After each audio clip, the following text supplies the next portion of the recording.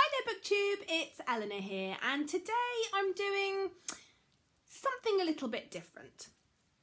Normally on a normal week I do my what I've read on a Friday, and during that video I tell you what I'm going to read the next week. Recently I've been participating in quite a lot of readathons and I've been really loving them.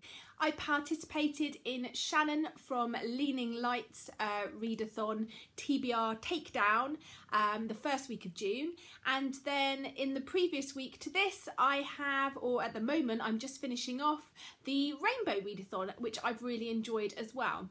And I was going to partake in both the biannual Bibliothon and Readerama readathon, which is over the next 2 weeks, and I was going to put a TBR up for that, but having looked at the challenges for these, and I do love readathons with challenges, they just didn't fit into what I was thinking I wanted to read. There was quite a lot of rereading and picking books that didn't really suit what I had going on at the moment. So I think rather than pushing myself to read books that I'm not feeling at the moment and possibly put me in a bit of a slump, I'm going to do my own thing over the next week and a half for the end of June. And what I'm going to do is my own little reading challenge, and I'm going to read my library books.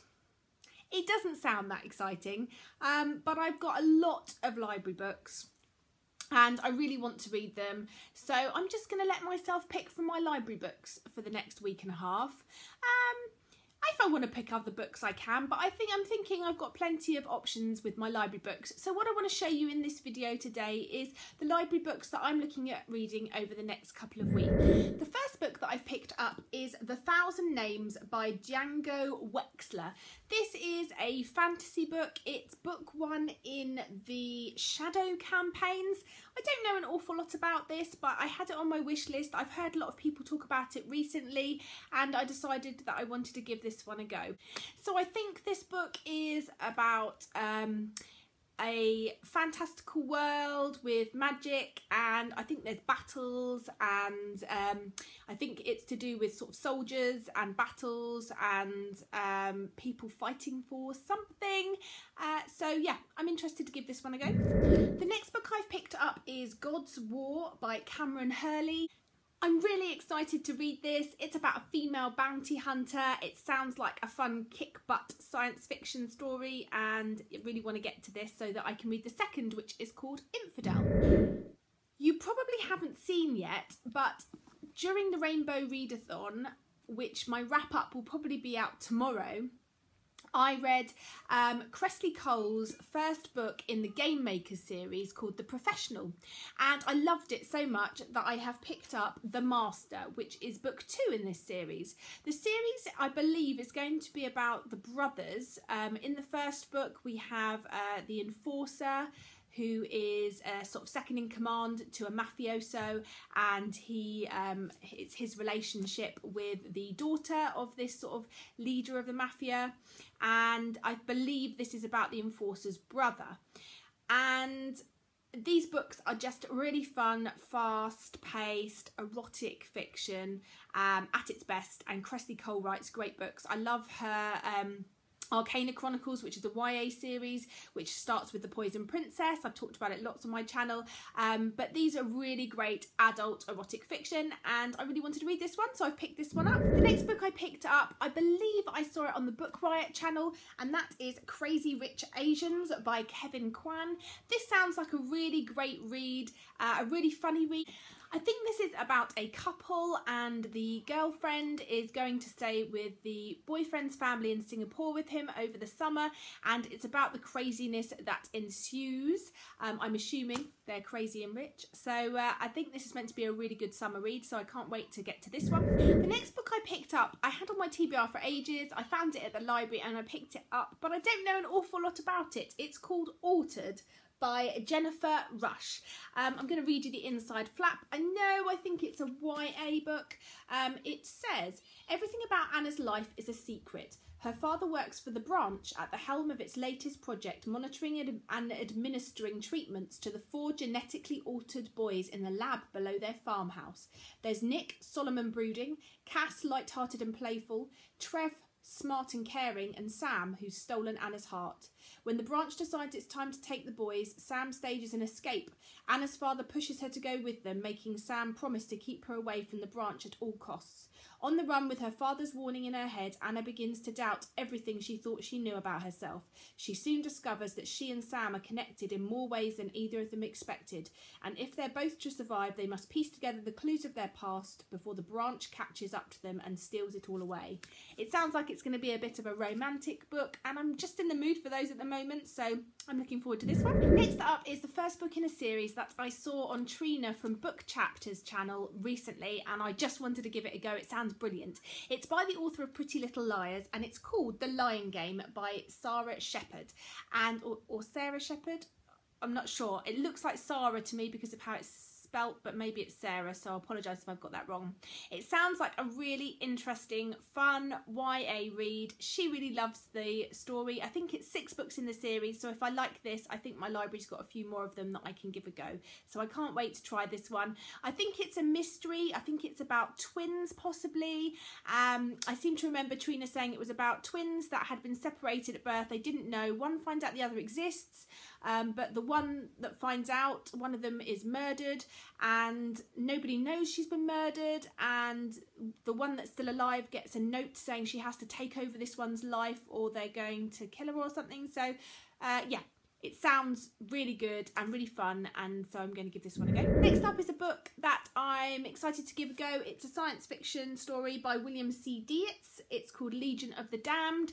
This just looks like a really good sci-fi adventure story. I'm still looking for my next Fortune's Pawn, so maybe this will be the one, I don't know. And again, on my look for another Fortune's Pawn, I picked up Control Point by Mike Cole.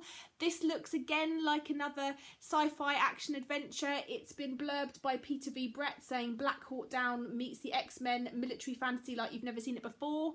That can't be bad, so I picked up that one. I've still got quite a few left, and rest assured, I'm not expecting to read these. Even I couldn't read all of these books this week, but these are the ones that I'm going to be picking from and that I wanted to show you that I have on my shelf from my library at the moment.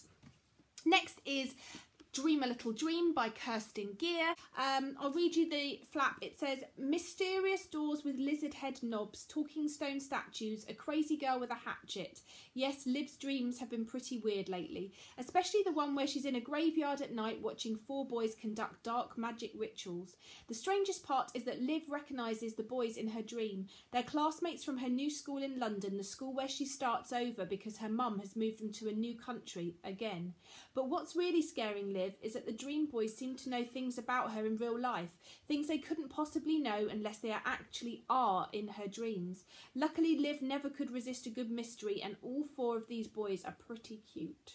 The next one has been on BookTube a lot recently and also in all the bookshops, and I was really pleased that I managed to pick it up at the library, and that is Gracekeepers by Kirsty Logan. This is meant to be a brilliant book, especially for people that liked The Night Circus, which I loved. I listened to it on audiobook a long time ago and I really enjoyed it.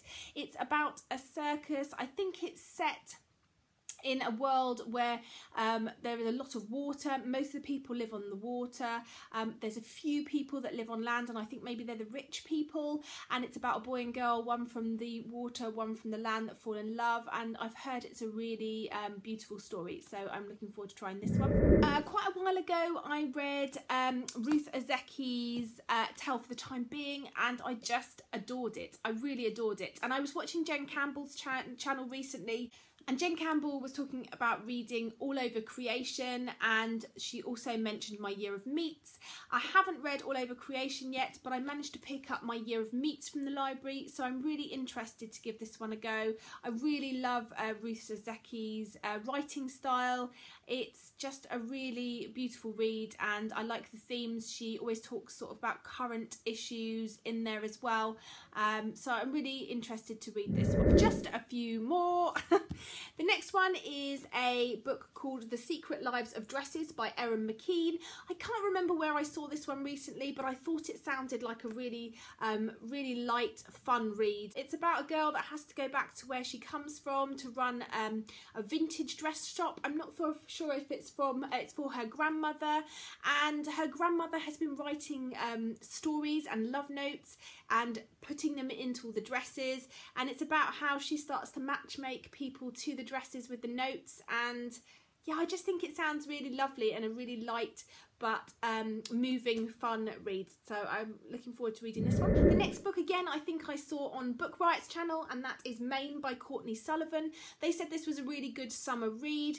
I think it's about a family that go to Maine on their holiday every year, and it's about the females in the family getting together, and I think it's about things going on in their lives, issues and problems, and I think it's going to be quite an interesting read. So I think I'm going to give this one a go when I fancy a bit of a family saga.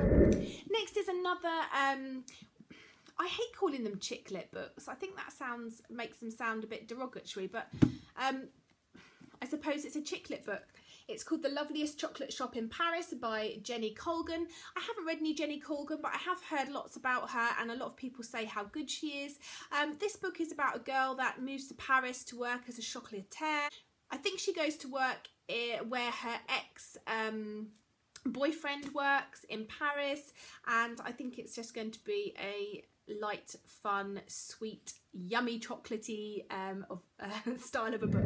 And then finally is a book, again, I don't know much about. I like to pick up library books when I don't know much about them, but it's called The Paladin Prophecy by Mark Frost. It's a whopper of a book, and the back says, "Rules for staying alive. Trust no one. There is no such thing as coincidence. Don't watch your life like it's a movie that's happening to someone else. It's happening to you. It's happening right now."